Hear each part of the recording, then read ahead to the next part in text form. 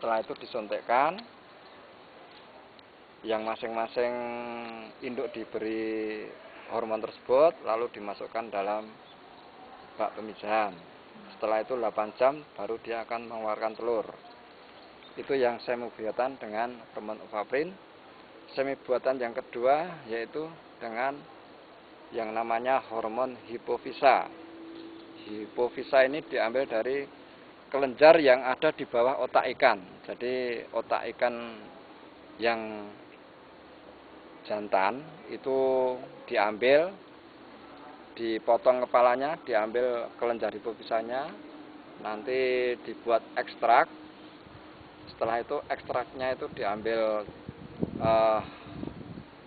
endapannya, lalu disuntikkan ke induk betina. Setelah itu ditunggu 8 jam, nanti keluar telurnya. Keluar telur selama 8 jam, lalu 24 jam telur itu baru menetas menjadi larva. Itu urut-urutannya seperti itu. Itu teknik-teknik pembenihan ya. Ada 3, alami, semi buatan dengan ovaprin, dan semi buatan dengan hipofisa. 3 macam teknik. Apalagi yang perlu ditanyakan? Setelah teknik pembenihannya, tadi sarana produksinya sudah.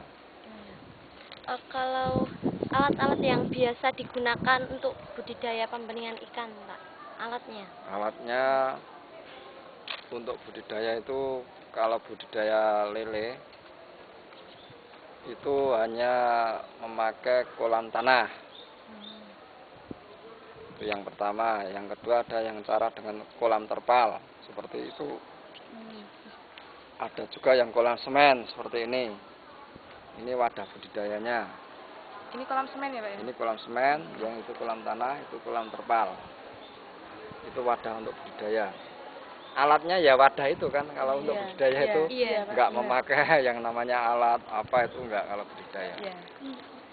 Kecuali budidaya yang di air laut itu banyak yang dipakai alatnya karena dia berada di laut. Ada yang pakai karamba, nanti pakai jaring, pakai pelampung, pakai pemberas, di laut lepas. Kalau kita hanya di kolam ya, yang penting kolamnya aja.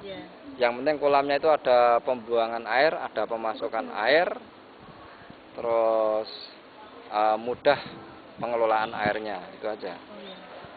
Lalu peralatan apa ya yang berpotensi membahayakan dalam pembudidayaan ikan ini? Yang membahayakan dalam budidaya ikan adalah bahan-bahan kimia. Bahan-bahan kimia yang digunakan untuk mungkin membasmi hama ikan. Hama ikan kan bisa burung, bisa ular. Nah, itu ada yang menggunakan zat-zat beracun yang mana nanti memang burungnya bisa mati, ularnya bisa mati, namun residunya bahan-bahan yang mematikan hama itu nanti bila masuk ke perairan, perairan itu justru akan menjadi tercemar. Pencemaran yang ada di air ini semakin lama juga akan merusak tekstur tanah, maka tanahnya tidak subur. Manakala tanah itu tidak subur, maka nanti kalau kita gunakan untuk budidaya ikan, nanti budidaya ikan itu juga tidak akan bisa mempunyai produksi yang maksimal. Karena tanah yang gersang untuk budidaya ikan itu kekurangan nutrisi-nutrisi organik yang digunakan untuk pertumbuhan ikan tersebut. Itu ya, bahan yang membahayakan itu ya bahan-bahan kimia yang digunakan untuk membunuh hama ikan. Yang selanjutnya Pak, metode untuk proses pengemasan dalam pendistribusian benih ikan itu bagaimana? Untuk metode pengemasannya, untuk ikan nanti kita membawa tabung oksigen ke lapangan. Selain membawa tabung oksigen, kita menyiapkan kantong-kantong plastik dan juga karet-karetnya untuk mengikat kantong plastik tersebut. Jadi yang penting kita membawa tabung oksigen, kantong plastik, dan karet pengikat. Kita bawa ke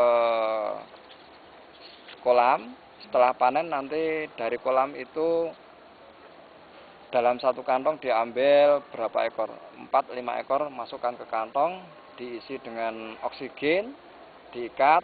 Nanti dalam kondisi terikat tersebut ikan bisa bertahan dalam tempo waktu 6-8 jam ya, tergantung jarak tempuh yang akan dituju. Mungkin kalau kita pakai oksigen yang lebih banyak mungkin bisa tahan sampai 8-12 jam ya.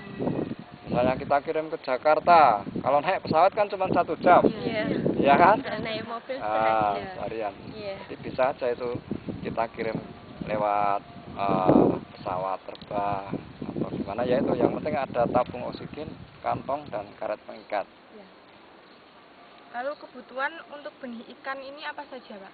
Untuk benih ikan adalah pakan alami, yaitu kalau di sini namanya cacing sutra. Ya.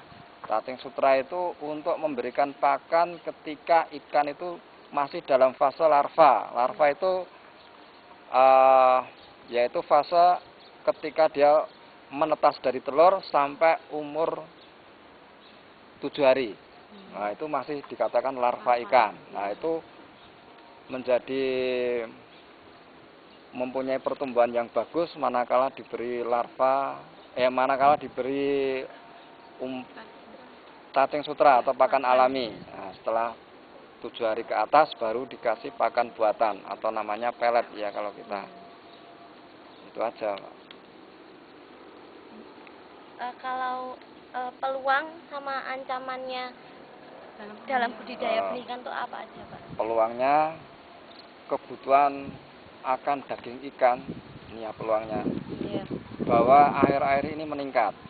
Banyak permintaan dari konsumen untuk membeli daging ikan. Kenapa? Karena daging ikan itu memiliki kadar protein yang tinggi dibanding dengan daging yang lainnya. Ya, daripada daging ayam, daging kambing. Protein dari ikan itu tinggi dan harganya terjangkau juga. Lain dengan harga sapi itu sampai 100.000 kan. Masyarakat kita kurang mampu, susah membeli daging sapi. Tapi kalau ikan, misalnya orang itu beli ikan 1 kilo lele itu kira-kira hanya 20.000. Itu kan lebih terjangkau. Gurami paling 40.000. Sementara nilai protein tinggi, dapat meningkatkan kualitas gizi. Maka apabila manusia-manusia Indonesia itu banyak mengkonsumsi ikan, dia mungkin bisa cerdas secara berpikirnya. Kita tahu Jepang itu makan daging ikan itu dikonversikan dalam 1 tahun itu hampir 80 kilogram tiap satu orangnya. Sementara kita orang Indonesia hanya 18 kilogram per tahun, Mas. Super berapanya? Nah, itu lain kan? Kita tahu Jepang bagaimana kondisinya sekarang, maju kan? Industrinya maju, orang-orangnya disiplin, cerdas, yaitu mungkin ada korelasi karena dia suka makan ikan. Terus apa lagi? Itu peluangnya ya, kelemahannya ya. Iya, kelemahan. Kelemahannya untuk budidaya di perairan air tawar ini untuk wilayah Magelang ya, ini yang kita tahu. Sumber airnya kadang-kadang kita itu sulit. Akhirnya ketika musim kemarau yang panjang, kita nggak bisa beroperasi pada semua kolam. Nah, jadi kita hanya mungkin beberapa kolam yang bisa operasi. Karena wilayah kita selain sebagai petani ikan itu ada juga petani padi yang mana dia juga butuh air. Maka kita harus membagi air kepada para petani, kita harus membagi pada yang punya tanaman apa lain. Nah, kalau padi itu nanti nggak ditanam petani, kita mau makan apa juga. Makan ikan. Airnya itu dari mana tuh, Pak? Dari itu irigasi depan itu. Oh, irigasi depan. Itu nganu ya, kelemahannya atau weakness-nya kan itu analisa SWOT ya, strength,